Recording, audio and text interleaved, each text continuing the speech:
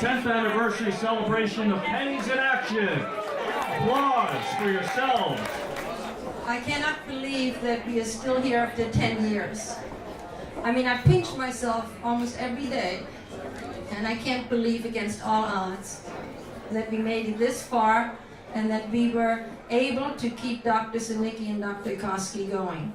But I just want to go back to the very beginning, and I want to honor some people that were there when nobody else believed in it.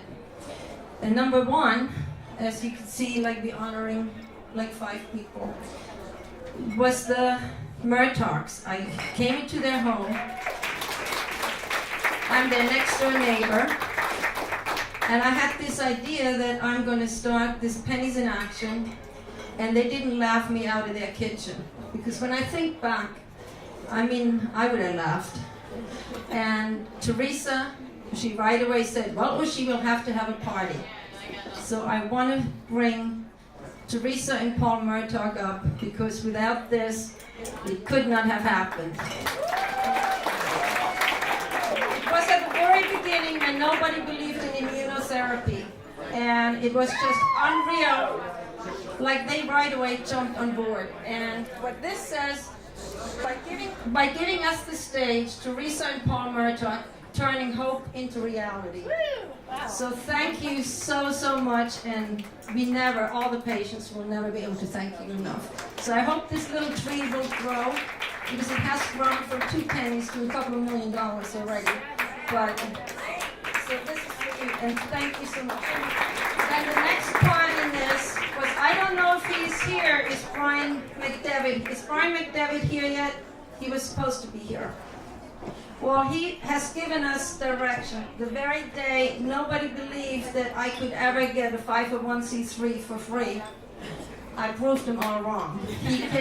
He stepped up to the plate, because there's no way we could have afforded this, because how are you going to pay for anything like that with pennies? By giving us the direction, Brian McDevitt, you turned hope into reality. I mean, you have been such a huge part of this. Not only this, but he legally kept us moving for 10 years, and he brought the Handler Fund to this, and between the 2 organizations, we truly could keep this going. Thank you so much. Here's the $5 million pennies, yes? What?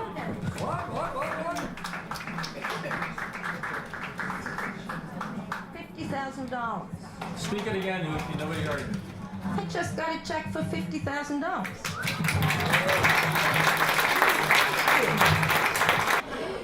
So Tim Seifert said, so what do you need? Because they told me if I have a $25,000 pledge, then we could get a term fund, and now we could determine where the money will go. So Tim Seifert stood up and said, Bushy, we can do that. And I was kind of blown away. I was glad I didn't pass out, because, somebody said they're going to pledge $25,000. And I will never forget the words he said. He says, Bushy, if you are involved, I know our money is not being wasted.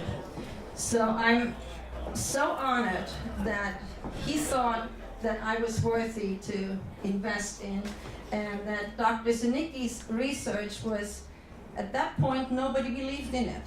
Because we started in 2007, 2013, the end of 2013 is when they finally decided that immunotherapy for cancer is something. And look where we are now. So I just want to give our little tree to the Seifert family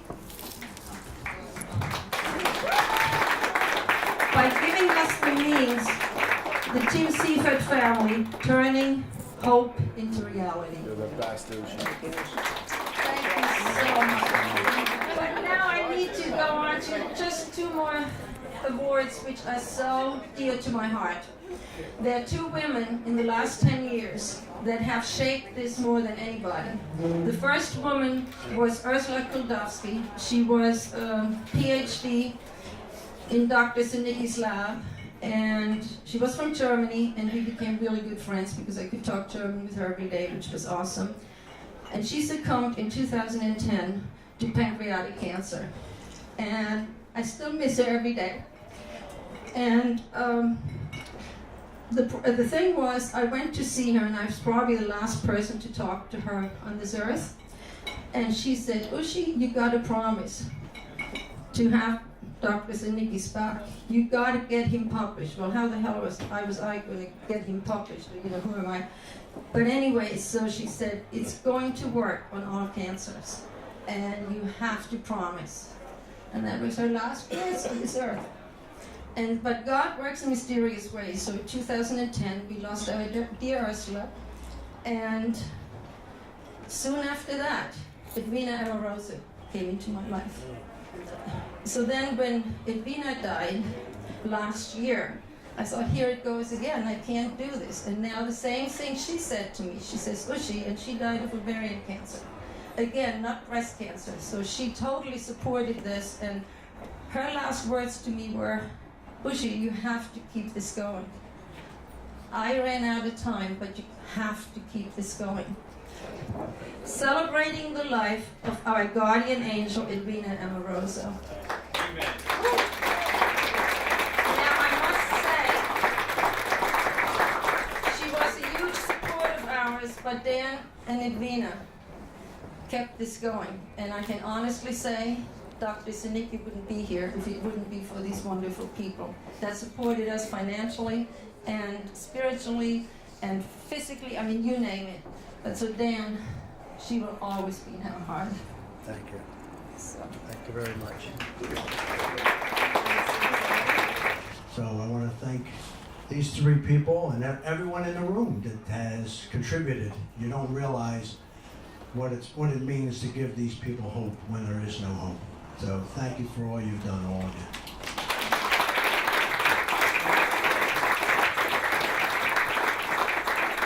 All the people that we were able to vaccinate from here because of the work of Ushi coming to see me for lunch to talk about how she's going to raise money to help support immunology research. And then it made me flash every patient that we've treated going through all the different trials, because I looked at it, and I went back and looked, and the only couple of people that died that had been given the vaccine, one was died of old age at 95, and another one had a coronary heart attack. Everybody else is still alive with their, even if they have something, it's quiescent, and the DCIS patients are doing great. So like Gary told you, 30% of the patients that have a complete response do extremely well long term. But we still need to do better. And so we've got some exciting things coming on the horizon where we're going to make the 30% be 100% pretty soon.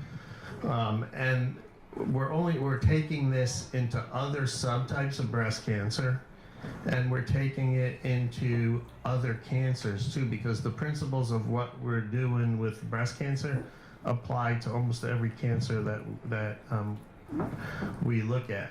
And so, you know, I really want to salute all the people that have participated in our trials that have been done, especially all the patients that even flew down to Moffitt to get treated and fly back. So I'd like everybody to give a round of applause to all the patients that have participated in the study.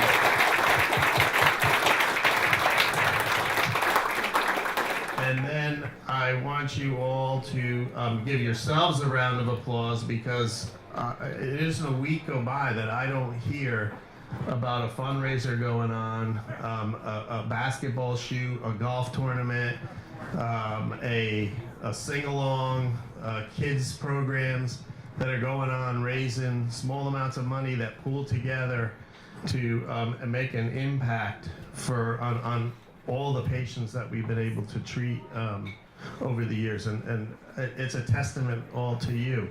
So I would like to give you all a round of applause for contributing to all this. It is a real honor and a privilege to be with you tonight. For all of you that know Ushi, I think this night is as much about her as it is about Brian. Bushi isn't doing this just for Dr. Cernicki. Bushi's doing this for all of us. And I really hope, for those of you that know about healthcare, and you think about the one physician that solved polio, Dr. Salk, out of University of Pittsburgh, I truly hope and pray that this country recognizes Brian Cernicki for the work that he's pioneered and what he's doing, not just for the women in this room, but for the women who are out there and the women who are going to come. For it is because of him and his efforts that we're going to eradicate breast cancer, prostate cancer, liver cancer, every other cancer out there, Brian. So Godspeed and thank you.